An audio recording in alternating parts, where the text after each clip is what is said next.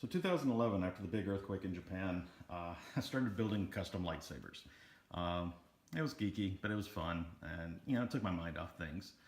And after building one little prototype just to see if I could do it, came up with these designs. Like I really wanted to make something that's like, what would be the saber that I would carry? Like what is my custom saber?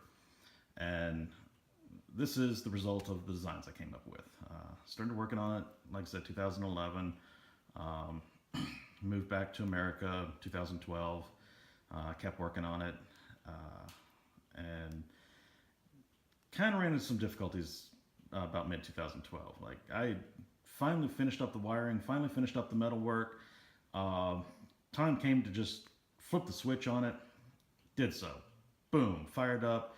Beautiful blade, beautiful flickering accent LED, and it worked just gorgeously for about 15 seconds, and then just shut down. Like, oh hell. Took everything apart, double checked my connections, redid practically the whole wiring.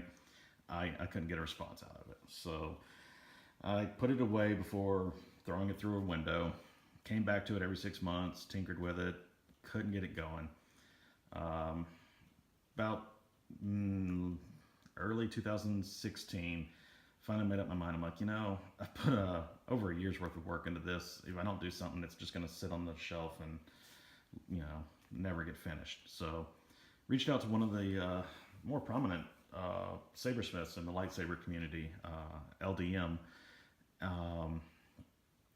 and I just told him straight up, like, this is a saber that I designed, it's the one that I made, but I'm in over my head on getting it fixed. Like my soldering skills are not up to snuff, and whatever I did to this soundboard, it's not responding. It dead. So he actually agreed to take on the project, figure out what was wrong, and get it repaired for me. And yeah, I cannot say enough good things about him for that reason. I mean, a lot of the guys in the community only make and sell their own thing. They won't help you out if you've fucked up your own project. So, but yeah, he got it running for me. It was he had it for a good 8 months, so I just got it back from him October of 2016. And yeah, put the finishing touches on it finally myself, and it's done. Here's my saber finally from 2011. Started work on it, finished it up early 2017. But yeah, like I said, this is the saber I made that it's like what would I carry as a Jedi, and it's got some semblance to like Anakin Skywalker's lightsaber. It's got that very heavy, like his attack style, like very straightforward, like beat them into submission sort of style. So like I said, I wanted to resemble his, but not be kind of a clone or a copy of it. It's got its own unique touches. One of the things that I came up with early on in design phase was I wanted to have kind of like an exposed, not a core, but exposed radiator bit, I guess. Part of the saber exposed. That when the saber is ignited would give the appearance of overheating. Experimented with a lot of different things. I was actually trying to use EL wire for a while, wrap it in that to give that overheated metal sort of look. Ended up having to go a little bit simpler than I wanted, with a red LED cleverly hidden to give it a overheated look. So like I said, it's kind of this this saber's kind of overheating, so this Jedi had to like make some modifications to expose this core so his saber doesn't melt. A lot of copper accents. There's the rings on the emitter, and custom blade plug I found done in copper, so protects the LED when it's not turned on. Got your auxiliary switch, main switch, rice port lets me adjust the soundboard settings without having to remove the SD card, which, I mean, have to take the saber apart to get to the SD card anymore practically. So You can kind of see sort of a brass underlay on that. Really wanted to give it sort of a, you know, exposed multi-metal sort of look. So we got copper, brass, aluminum. So I'm gonna go ahead and fire this up. Boot up sound. You can see custom ignition switch. And here's that exposed core, or overheating core. Blade plug. Went with a cyan blue on this, kind of replicate Luke's saber from, you know, episode 4, Empire Strikes Back, episode 5. That sort of not hard blue, but sort of turquoise cyan. So you can do blaster blocking noises, lock the saber up. So that's the best been sound font. Now the soundboard on this one is a Crystal Focus 6. At the time I bought it, my God, these things were impossible to get a hold of. Like, they'd only go on sale at random times, no heads up, no warning. Usually at like 2 a.m. in the middle of the night, in a batch of like a dozen or so. And it was first come, first serve. And even going on sale at like 2 a.m., they would sell out within seconds. I mean, the gentleman making this did them all by hand, and they were next to impossible to get a hold of. I was in the right place, right time zone, managed to score one. And yeah, part of the reason that this soundboard was so sought after at the time was it gives you the option to have 6 different sound fonts.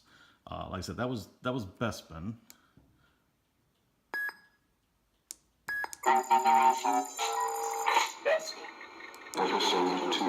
Episode 2. Hero. All right, we'll go ahead and select Hero. Hero. And what the sound fonts do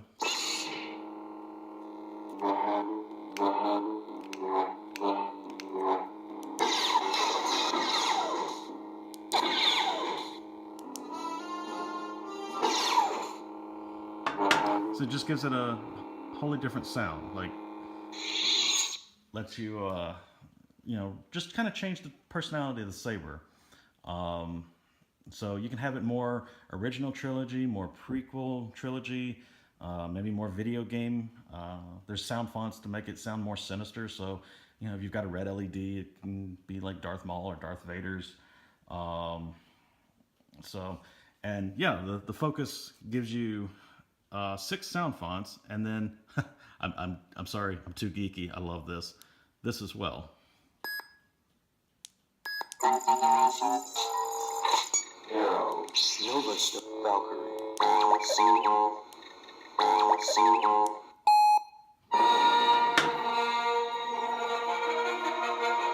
That's right. It plays the theme song.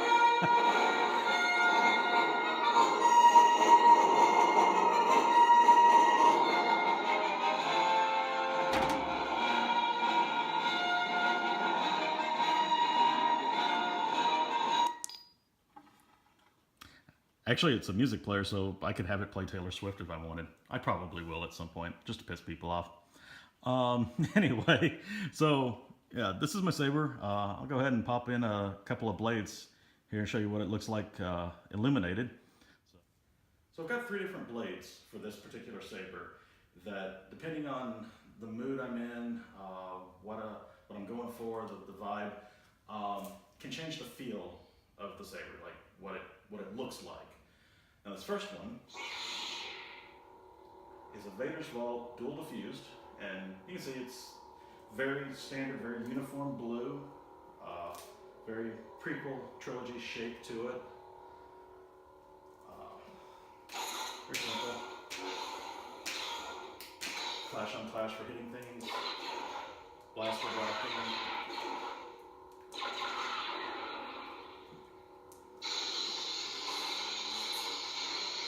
Locking up with other sabers.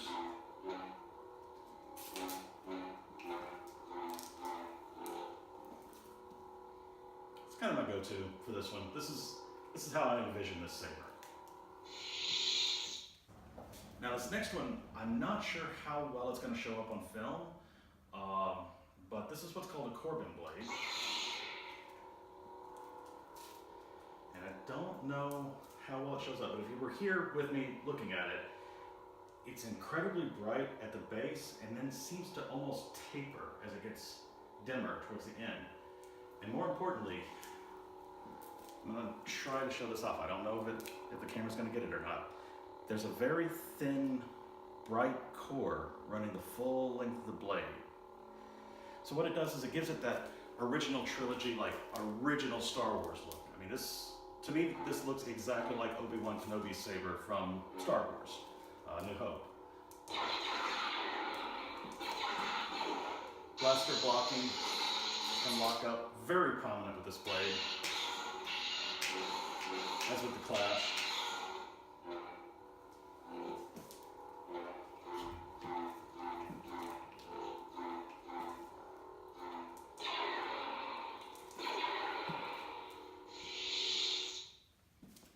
Now this final blade I picked up kind of on a whim, and I'm really glad I did.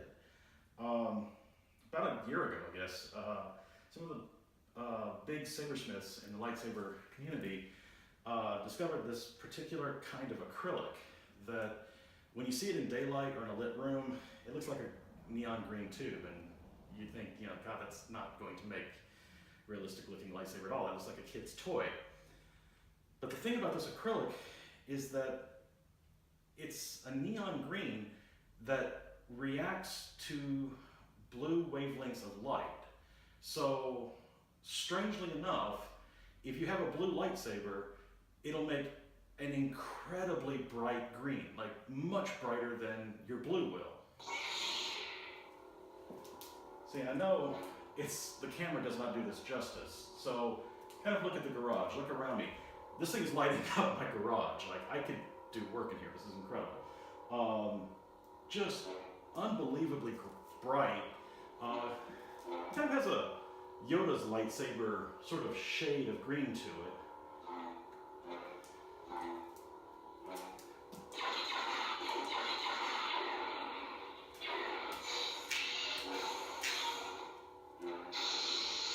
The only drawbacks are the flash on clash and the blaster blocking, not quite as bright as with the other blades. And of course the other drawback, you have a blue lightsaber, but green blade. So you have to want a green blade to get this. But if you do, it's incredibly bright, it's incredibly beautiful in person. It looks real. And like I said, it worked out for me because turns out with my particular outfit, green works better. So this Jedi needs a green lightsaber.